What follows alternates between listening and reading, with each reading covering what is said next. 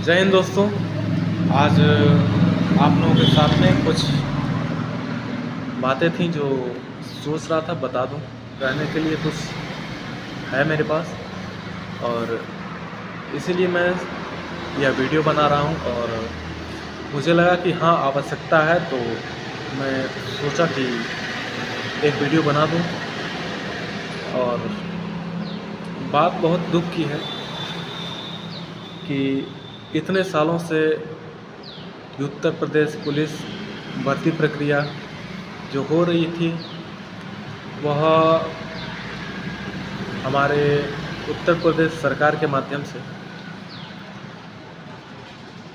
कि भर्ती का नोटिफिकेशन की जानकारी जब से ये चुनाव लड़े जीते उसके बाद से ये सुनने में आ रहा था कि हाँ, अब उत्तर प्रदेश पुलिस की भर्ती आएगी, अब आएगी, अब आएगी। हमारे जितने भी नवयुवक भाई बहन हैं सभी लोगों ने बहुत ही बेसब्री से इंतज़ार किया और यही इंतज़ार अपने माता पिता को भी दिलाया और उनसे कहते हुए कि हाँ, तो यदि कहीं कुछ नहीं होगा तो उत्तर प्रदेश पुलिस तो है ही। एक अंतिम चारा बचा था लोगों के लिए और अपने अभिभावक, अपने माता पिता या फिर जिन लोगों के भी संरक्षण में ये लोग रह रहे हैं उनको भी ये दिलासा दिलाते थे कि हाँ, कहीं ना कहीं कुछ नहीं होगा तो इसमें तो जरूर हो जाएगा। क्योंकि सबको पता है कि इस भर्ती प्रक्रिया का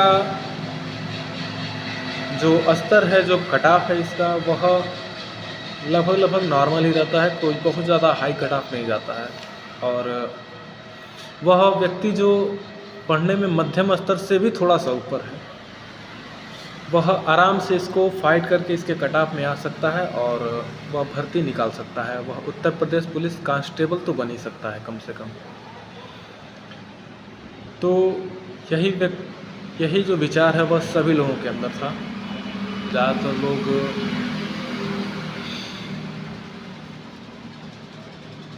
5 साल से घर वाले भी इंतज़ार कर रहे थे, घर वाले भी यही सोच रहे थे कि चलो मेरा बेटा कहीं ना कहीं कुछ तो लायक होगा।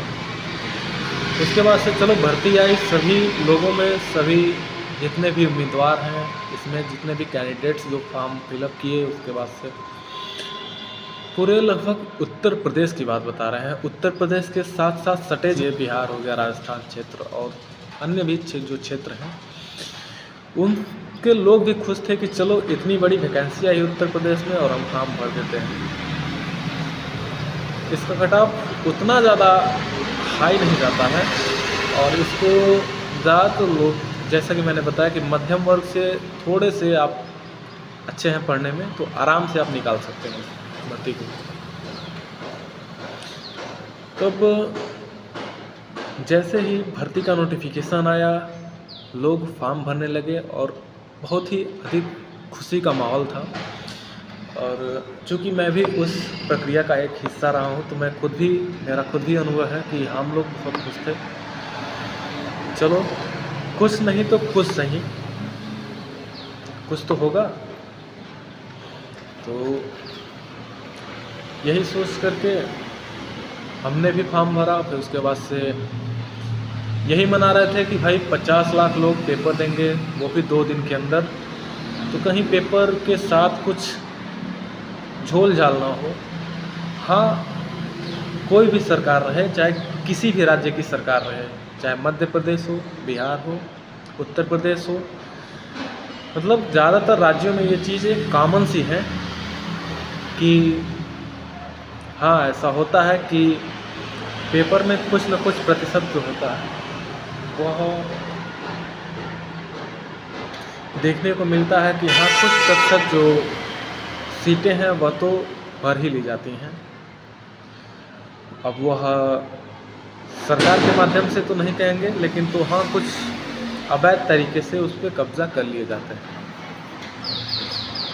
लेकिन ये भी था कि चलो 60,000 वैकेंसी है, यदि 10% भी अवैध तरीके से कब्जा कर लिए जाए, फिर भी तो हमारे लिए देखा जाए तो 6,000 के बाद से 54,000 जो वैकेंसी बच रही है वो तो हम लोगों के लिए है, जो ईमानदारी से अपना पेपर देना चाहते हैं, ईमानदारी से दे करके उसमें सेलेक्ट होना चाहते हैं। और सोचिए कि उसमें से एक भी शिफ्ट का यदि पेपर लीक हुआ, जैसे कि हम लोगों का 18 तारीख का जो सेकेंड शिफ्ट का पेपर था वह लीक हो गया, तो उसमें तो यदि हम 12 लाख 12.5 लाख, तो उसका भी यदि 10% निकालते हैं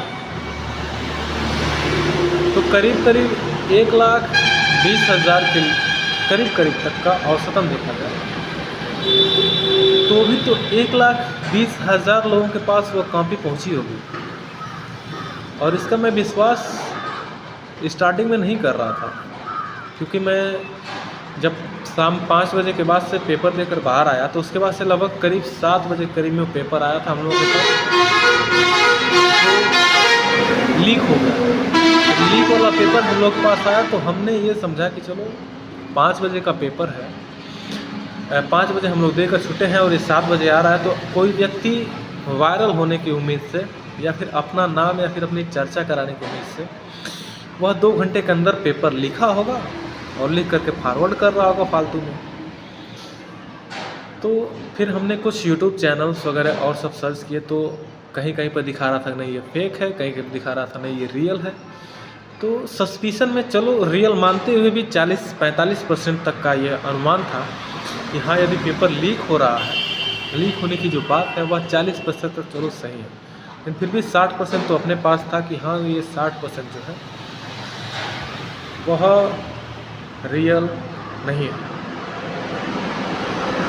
अब फिर भी खुशी थी कि क्योंकि पेपर बहुत अच्छा गया था, अच्छा नहीं बल्कि बहुत अच्छा गया था। और मेरा ये मानना है कि जो भी भाई बहन पढ़ रहे होंगे, थोड़ी भी अच्छी तैयारी की होगी, उनका पेपर बहुत अच्छा गया होगा।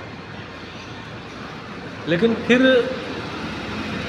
अगले दिन जैसे मैं जगह और सेंटर मेरा चूँकि बहराइच गया था और बहराइच से वापस आते समय अपने गांव ट्रेन में कुछ लोगों से मुलाकात हुई, वे लोग बिहार के थे।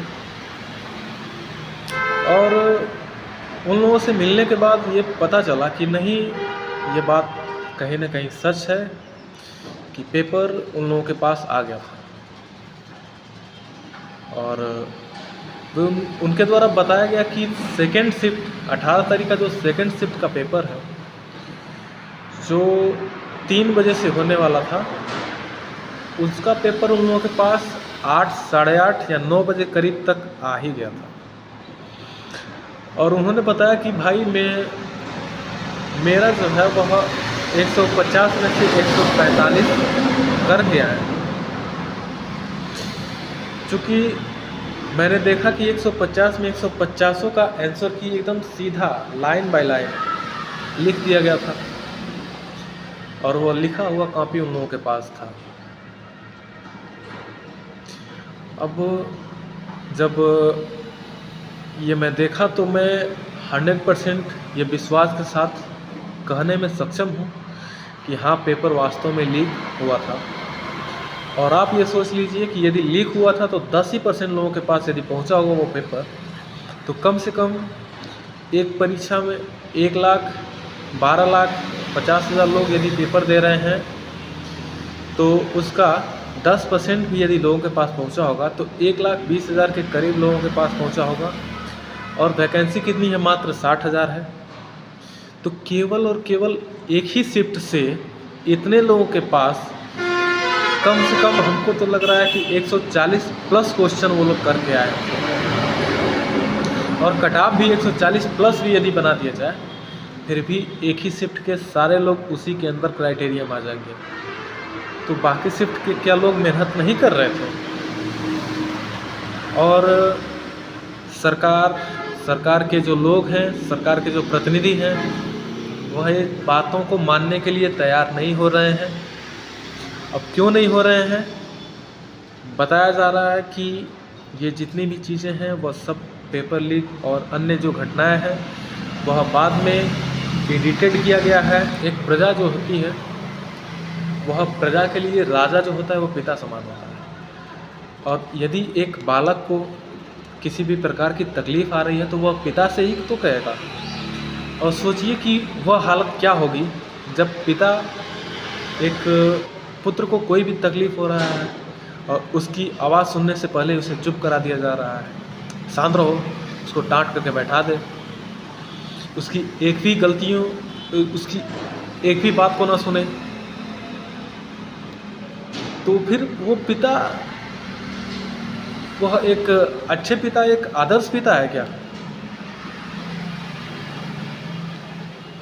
यदि पुत्र की कोई भी प्रकार की कमी, कोई भी प्रकार की परेशानी आ रही है और वह अपने पिता से कहने जा रहा है, तो कम से कम उसको सुने तो सही। निर्णय लेना, न निर्णय लेना, या फिर अपनी बात भी तो कहे, तब तो समझ आए। आप भी तो अपना पक्ष रखिए।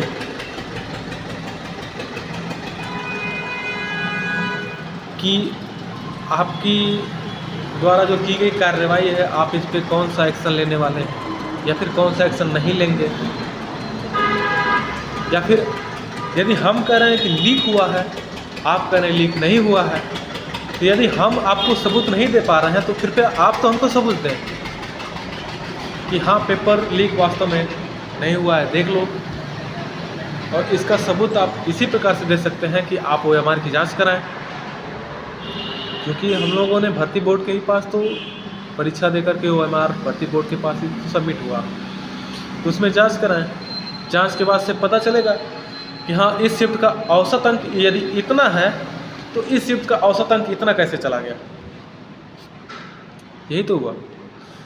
तो तभी तो पता चलेगा कि हाँ इसका पेपर शायद कहीं ना कहीं लीक हो रहा है, तभी तो इतना अधिक अंक तक चला जा रहा है। यदि इस शिफ्ट का औसत अंक इतना ही है तो इस शिफ्ट का भी औसत अंक इतना ही है, हम मान जाएंगे पेपर लीक नहीं हुआ था, अफवाहें हैं, आप ही सही हैं, हम गलत हैं। लेकिन इसके बारे में आप कहें तो सर, और हमें कृपया जवाब दें, चूँकि हम भी भारतीय नागरिक हैं और संविधान का अनुच्छेद 19 हमको अभिव्यक्ति की स्वतंत्रता देता है। और यदि हमारी वजह से आपकी किसी भी प्रकार की कोई हानि नहीं हो रही है तो आपका ये अधिकार नहीं है कि हमारी आवाज़ों को आप दबा दें।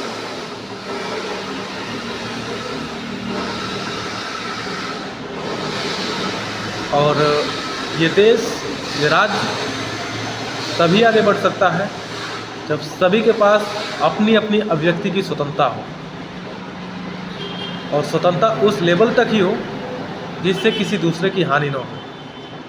यदि मेरे बोलने से, मेरे बात करने से, या फिर अन्य जितने भी प्रतिनिधि हैं, जितने भी लोग हैं जो उच्च स्तर पर जा कर के और अपनी आवाज़ उठाना चाहते हैं और ये सब बातें सरकार को बताना चाहते हैं कि हाँ पेपर लीक हुआ है या फिर नहीं हुआ है, तो उन लोगों के आवाज़ को दबाया क्यों जा रहा है? इसमें आपकी स्वतंत्रता का हनन कहाँ हो रहा है? इसमें देश को क्षति किस बात की हो रही है? व्यक्ति की स्वतंत्रता तो है ना। हम तो शांतिपूर्ण तरीके से इस बातों को सरकार तक पहुंचाना चाहते हैं कि हमारी बातों को सुना जाए। तो कृपया इसके बारे में जवाब दें और कोई न कोई निर्णय ज़रूर लें ताकि युवाओं और युवाओं के परिवार, अन्य सभी जितने लोग हैं उनको राहत मिले कि चलो हमारी सरकार, जिसको हमने चुन करके अपने सराखों पे बैठाया, संविधान का उच्च पद दिया, वह हमारे लिए कुछ कर रही है। और देखिए, मैं किसी भी पार्टी, कोई भी लोग हो, कोई भी धर्म का हो, कोई भी जाति का हो, कोई भी वंश का हो, मैं किसी का ना समर्थन करता हूँ ना विरोध करता हूँ। मैं समर्थन उस व्यक्ति का करूँगा, उस पार्टी का करूँगा जिससे देश का भला हो, जिसकी नीतियों से देश का भला हो और हमारा राज्य, हमारा राष्ट्र सुरक्षित रहे और उन्नति के मार्ग पर आगे बढ़े। और उस व्यक्ति, उस वंश, उस जाति, उस पार्टी, उस धर्म या फिर ऐसे किसी भी प्रकार के लोग का मैं समर्थन कभी नहीं करूँगा जिनकी वजह से देश की एकता, अखंडता और देश के जो उन्नति का मार्ग है वह बाधित हो। और मेरा यह मानना है कि मेरे देश के जितने भी नागरिक हैं, देश के जितने भी लोग हैं और देश के जितने भी युवा और पढ़े लिखे वर्ग हैं, जितने भी लोग हैं, सभी लोगों को इसी चीज़ को, इसी बात को ध्यान में रखते हुए किसी भी लोग, किसी भी जाति, किसी भी पार्टी, किसी भी धर्म, किसी भी समुदाय, किसी भी वंश को अपना समर्थन देना चाहिए। तो इसी बातों के साथ आप सबसे लेते हैं अलविदा। धन्यवाद।